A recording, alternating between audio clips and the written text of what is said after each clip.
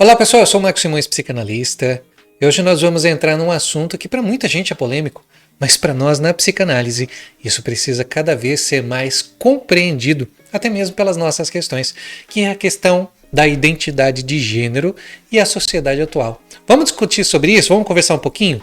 Conta aqui pra gente o que você pensa a partir disso que a gente vai conversar nesse vídeo. Quer saber mais? Então confere aí, depois da nossa vinheta, vamos lá.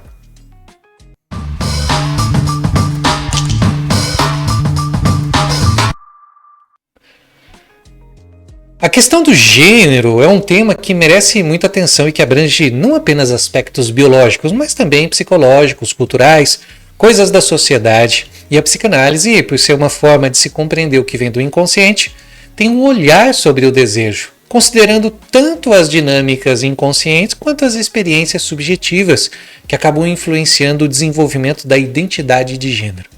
Isso não engloba somente o que nós falamos do que é sexual, mas sim da sexualidade em si, como um todo o aspecto do que se desenvolve a partir da sexualidade, até mesmo os nossos comportamentos.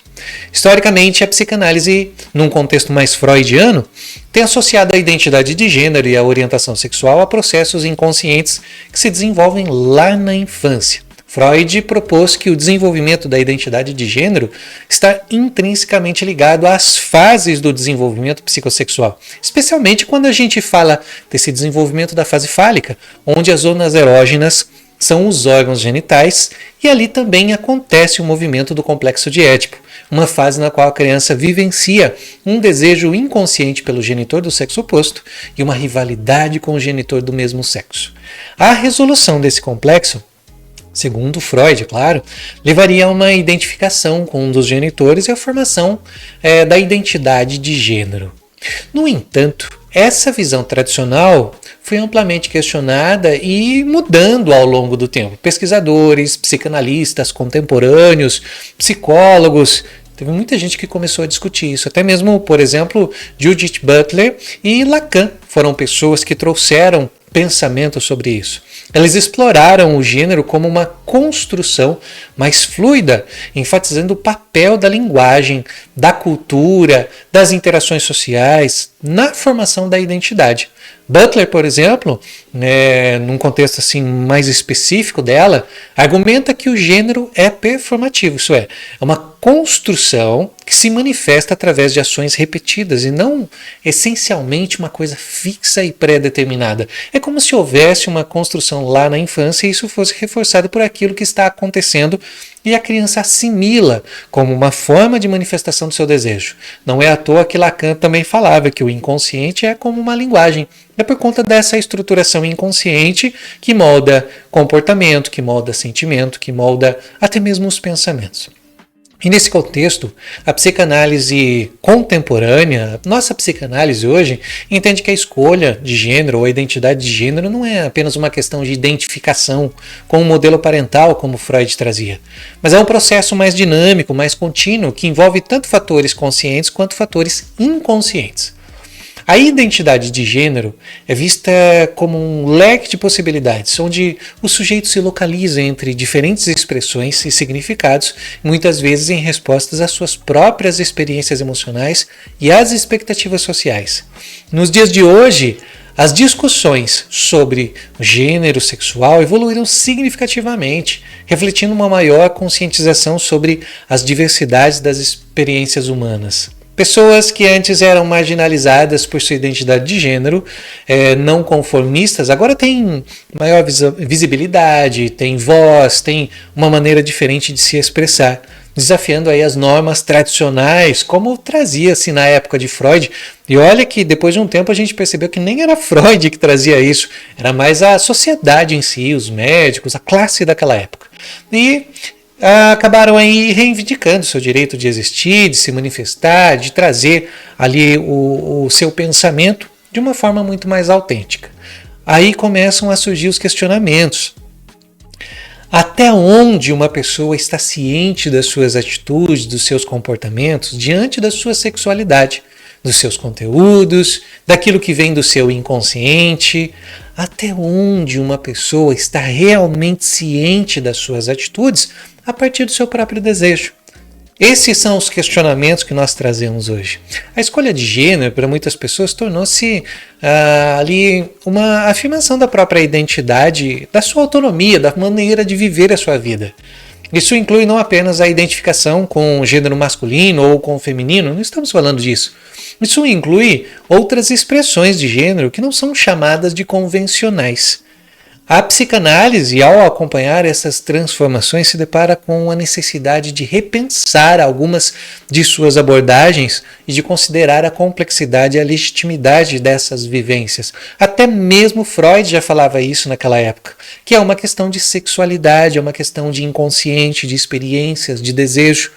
E pessoas que escolhem viver e expressar seu gênero de maneira que não corresponda àquilo que a sociedade preza, aquilo que se chamava de desvio, né? Desafios tradicionais, coisas significativas, tanto internos quanto externos, vão ser levadas sempre a discussões, vão ser levadas aí a conversas, a diálogos.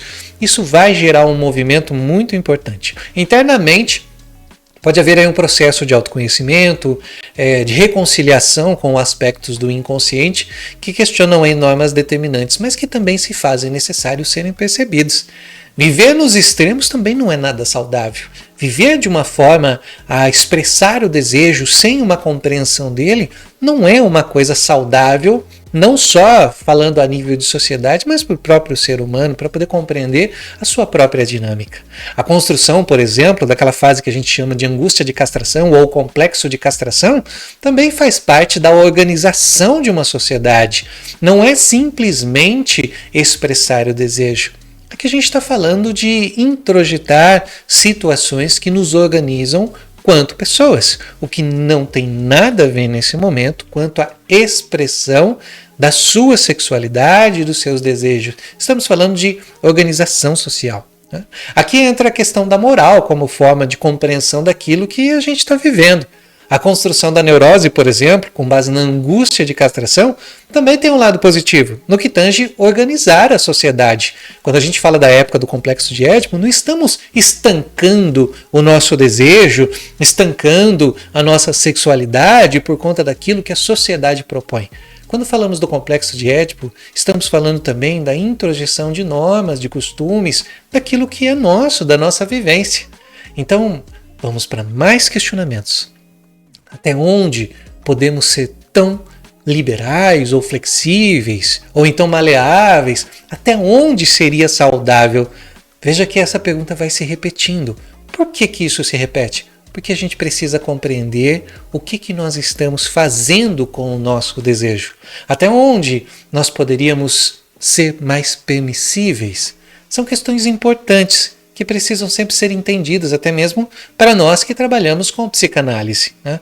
Contudo, quando as pessoas assumem suas identidades de gênero, quando as pessoas vivem a sexualidade, as pessoas também encontram novas formas de lidar ou de enfrentar, encarar suas vidas, construindo espaços de pertencimento, de comunidade, de agrupamento. E isso é bom porque as acolhem, fazem com que elas possam se sentir mais vívidas, mais abertas a compartilhar aquilo que elas pensam. A escolha de gênero pode ser uma fonte de empoderamento, de vivência, permitindo ao indivíduo viver de acordo com a sua verdade interna, aquilo que ele sente, apesar de todos os obstáculos que podem surgir. Outra questão. Será que as pessoas estão realmente conscientes dessa sexualidade? Embora os avanços na compreensão da diversidade de gênero que sejam muito significativos, embora os avanços que nós temos na psicanálise para entender toda essa dinâmica do desejo de uma forma de expressar, ainda há muito a ser feito para que as pessoas tenham mais consciência, uma consciência mais ampla e inclusiva sobre o assunto. A psicanálise vem justamente nesse sentido. Ela não é contra a formação da identidade de gênero, ela não é contra a expressão do desejo, até mesmo porque a psicanálise é aberta a essa expressão. O que se faz necessário dentro do setting analítico é entender a consciência dos atos a partir do desejo, dos atos a partir daquilo que vem do inconsciente. É muito importante que as teorias e as práticas principalmente aquilo que tange a psicanálise, vão se adaptando com o tempo também à nossa realidade. Porém, nós precisamos compreender o que será que a sociedade está entendendo dessa realidade. É preciso reconhecer a multiplicidade das expressões, da maneira como as pessoas vivem a sua sexualidade. Isso é importante. A diversidade de gênero deve ser vista como uma manifestação de expressão do inconsciente e não como algo patológico, como muitas pessoas entendiam há muitos anos atrás. Muito pelo contrário, hoje nós estamos falando de expressão. Porém, o que tange até mesmo o contexto clínico é se existe uma compreensão desse desejo. Será que a pessoa está de fato se entendendo? Será que essa liberdade para expressar a sua sexualidade está baseada em autoconhecimento? Será que eu estou me expressando de fato porque eu me conheço? Ou se está vivendo uma grande alienação e não se está consciente dos conteúdos? É esse questionamento que nós precisamos trazer. Estar consciente desses conteúdos é você poder compreender aquilo que tem na sua psique e que você consiga aprender a lidar com a sua realidade. De qualquer forma, a psicanálise ensina a importância de escutar o outro sem o julgamento, acolhendo as suas angústias e os seus desejos. Essa postura é essencial para compreender as vivências de pessoas e como elas estão vivendo a partir das expressões de conteúdos inconscientes. O ambiente analítico ele tem que ser um espaço seguro para que a pessoa possa expressar, falar daquilo que ela pensa, daquilo que ela sente, daquilo que às vezes ela tem medo, um medo de uma discriminação ou coisas assim. A ideia é que essas pessoas possam viver a partir do desejo, porém que tenham mais consciência sobre o que seria e de onde vem esse desejo, das suas atitudes, dos seus atos, ter mais consciência de si. Existe uma grande verdade que está acontecendo, que é a expressão do desejo, mas não a compreensão dele. Eu tenho uma liberdade para poder expressar aquilo que eu penso, mas será que eu estou sabendo que eu estou expressando? Esse é um grande questionamento importante hoje, até mesmo no meio psicanalítico, quando a gente fala da nossa sociedade e essas questões são saudáveis. E aí, o que você pensa sobre isso? Será que as pessoas estão conseguindo expressar os seus desejos, mas ao mesmo tempo estão com um autoconhecimento suficiente para compreender esse desejo, o que ocorre, de onde vem e por que elas estão agindo dessa forma? Coloca aqui nos comentários pra gente. Vamos lá, vamos discutir esse assunto que é muito importante para nós psicanalistas. Lembrando que a psicanálise não é contra a expressão do desejo, não é contra a expressão da sexualidade. Mas a psicanálise ela visa levar a pessoa a compreender por que ela está desejando, por que ela está expressando essa sexualidade dessa forma. Essa é a intenção, que a pessoa possa se conhecer, expressar o desejo, mas com autoconhecimento. Eu vou ficando por aqui. Espero que esse assunto tenha trazido alguma reflexão para você e deixa aqui nos comentários então. O que você pensa sobre isso? Nos vemos em breve. Um abraço. Tchau, tchau.